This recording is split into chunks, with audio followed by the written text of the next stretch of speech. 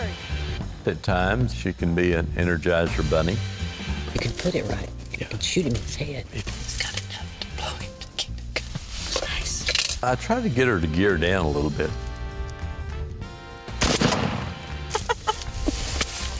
He's dead. Good girl. Good girl. When Suzie Brewster walks into the room, her energetic attitude and vivacious spirit are immediately evident. Oh my gosh, look at his beard. The huntress, shooter, teacher, mother, and wife can be difficult to keep up with.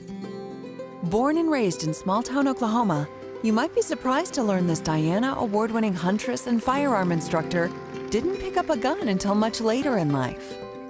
I have an older sister, Ellen, who's 3 years older than me, and a younger brother, Bud. My brother had a BB gun. I had shot it a couple of times. I just didn't know anything about it. But I never shot a shotgun. Just never, I wasn't against it. I just didn't know that people had guns. And then I met Bill Brewster. It changed my life. Suzie went to college at Southwestern Oklahoma State University to earn a degree in education, but she had no idea she would walk away with much more than that.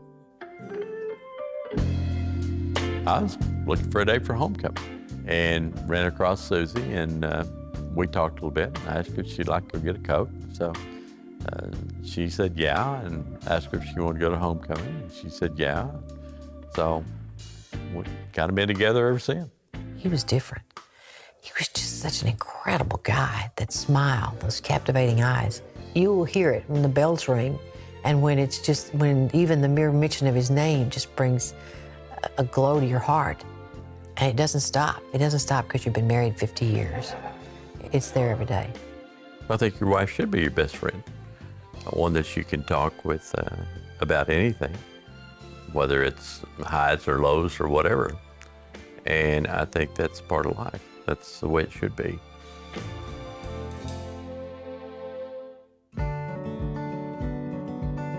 I met Bill Brewster, and he asked me to go on a dove hunt with him.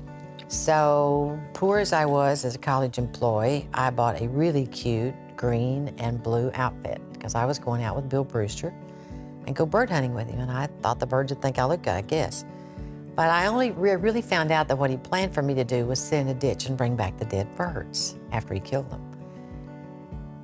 He was really a cute guy. I probably wouldn't have been able to last through that one. But anyway, I retrieved and did a good job.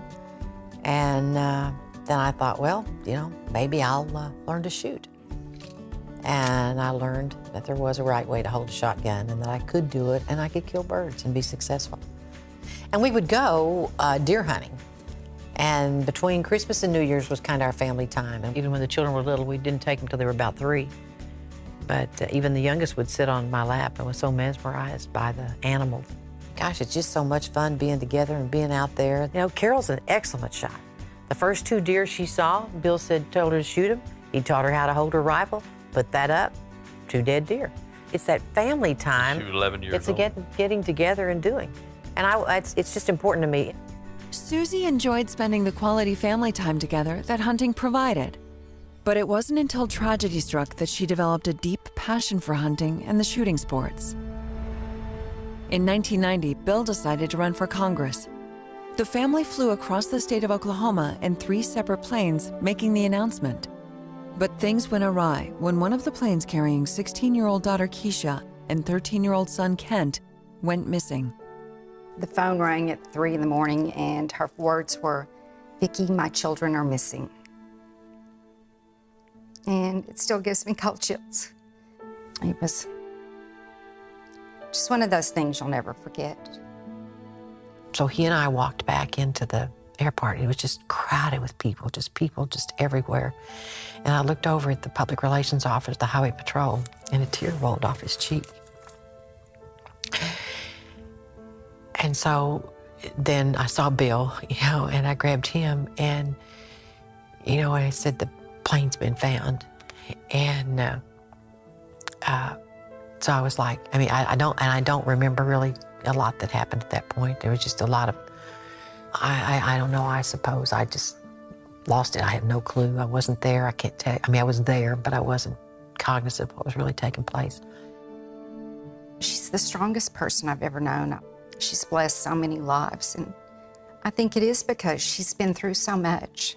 I know I've seen others who their marriage didn't make it after a tragedy like that, but Bill and Suzie have such a deep love for each other. And they've been through some horrible, horrible things, but God has also really blessed them. And how these people that don't have a partner to cling to, like Bill, if you don't have someone to share with and understands and cling to, I don't know what you do. I don't know how you handle it. Through it all, Suzie and Bill never left each other's side. Showing the true definition of resiliency, they decided together to proceed with the campaign.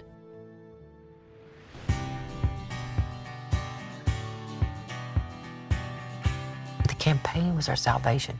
They stood beside us that morning and believed in us enough that he could be the congressman. So it was just a driven thing then. Having a wife that can get out and campaign and work hard in an election, that influences a lot of voters. She was immensely helpful in my campaign. At much delight to the Brewster Boosters, Bill won that campaign. He enjoyed a successful career in politics, serving in both the Oklahoma legislature and U.S. Congress. In true Suzie fashion, the only thing to do after accomplishing one goal was to set a new one. Hunting is Bill's passion. He's loved it. He loved it. The relationship he had with his dad, the relationship he had with his son in hunting. And so I made up my mind when we went to D.C. that I was going to become a really good hunter. I was going to get involved in the shotgun sports. I was going to do things because he needed a new hunting buddy. He needed a partner. And there wasn't going to be anybody else take my place. And if that was his hobby and his passion, it was going to be Suzie Brewster's hobby and passion. She wants to prove that she can do pretty much anything I can do. And Suzie has a world of confidence in her ability. In 1993, on our 30th wedding anniversary, Bill said, let's do something totally off the wall, totally different. So we booked a trip to Africa. And the excitement of going to different places, seeing the different people, each one's an adventure, and that was our passion. I want to be competitive. I want to be the best I can be. And when I'm not, I'm disappointed in myself. And I've just sort of been one who's been kind of likes the battle of a challenge, I guess. Load up, load up, load up. And I think that's just my spirit, my can-do spirit.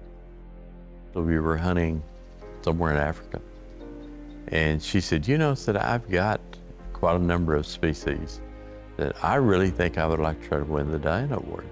And boy, she worked it hard. She made some very difficult hunts. I guess there's been a time or two I was surprised by just how difficult something would be that she did.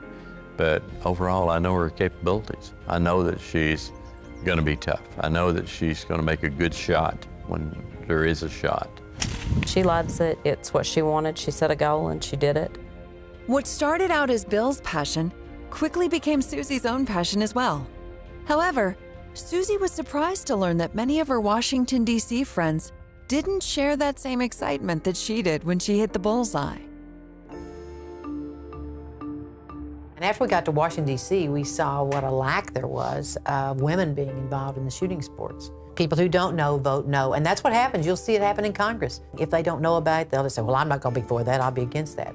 That's when we started in 1994, we started a Washington Women's Shooting Club to get women involved. I think over a period, maybe the last 20 years, they've taken at least 800 or 900 beginning women shooters out to ranges and taught them to shoot. My mom's very take charge. Are you a life member of NRA? Well, why not? And if you mention you might want to do something, chances are within 30 minutes you're probably going to be doing it. That you're going to go have a gun, you're going to learn to shoot. I mean, if you want to go out and learn to hunt and shoot for your very first time, you need Suzie Brewster as your teacher. So she showed me what I needed to do, the correct ways of holding the gun and where I needed to position it. And she wants to make hunting fun for women and to get more and more involved. This is my first African animal, and this was so exciting. Thank you, Suzie, for inviting me here. She makes you feel good about it and just is very encouraging in what she does. And I think that's part of that goes back to her being a good teacher. Because I had her as a middle school teacher, and she was just amazing. She didn't just teach her class. She was teaching life things. She made the children want to be the best they could be. And the kids loved it.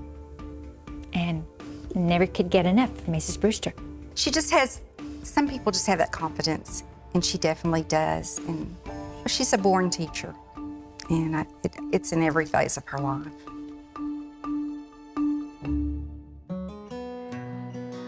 Along with co-chair Susan LaPierre, Suzie Brewster founded the NRA Women's Leadership Forum 7 years ago. The forum's largest annual event, the Women's Leadership Forum Luncheon and Auction, has grown enormously since its inception. This year, more than 500 women attended the event. As co-chairman of Susan LaPierre, she's on the stage quite a bit at different women's events and has a lot of stage presence, and she does a really good job. And there's more and more interest every year among the women of the organization. I've always said women control the world. A woman with a gun has more fun. You just do. It's just the camaraderie you build and the enthusiasm for one another. If you get a woman, you get her circle of friends, you get her family. You really, really do. And I think that's great that women are just that geared toward that way of sharing with their friends and bringing them on board. It is just amazing. The fastest sales right now of self-protection are to women. And if the only reason you took concealed carry was to take possession of a gun in defense of yourself or your family, wouldn't it be much better to know what to do if you were faced with a firearm that you could defend? So I believe that the sole purpose of the NRA is protection of the Second Amendment. You've just got to believe in that. If you believe in our Constitution, believe in America. And we just have a lot of personal responsibilities. And that Second Amendment is very important to me, the right to be able to defend ourselves and to have firearms. And I want Braxton to have that opportunity. I'm happy to be a Brewster because I can hunt and fish and I get to shoot. And that's what I want for my grandchild. That's what I want for my surrogate children here. I want them to have the kind of life that they deserve. Everywhere Suzie goes, she makes a difference. From the classroom, to the campaign trail, to the jungle in Africa, she impacts lives everywhere she goes. I think we all refer to her as Mom Suzie. It's nice to have somebody that you know is from home and there to kind of, take care and watch over you. Susie's my second mom. She's everybody's mom. If you're ever sick and she knows it, she's gonna bring you food over and take care of you, just like your own mom would do. She's a great Mimi.